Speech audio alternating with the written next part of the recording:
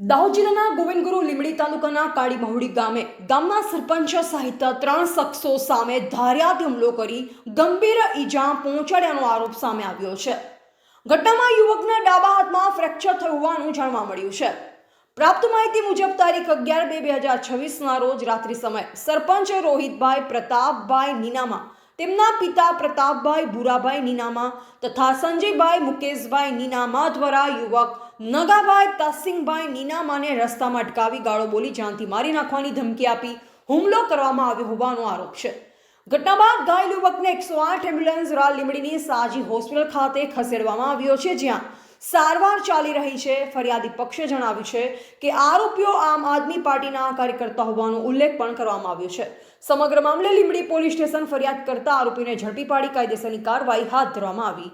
Reporter Hitesh Prajapati, Dahod.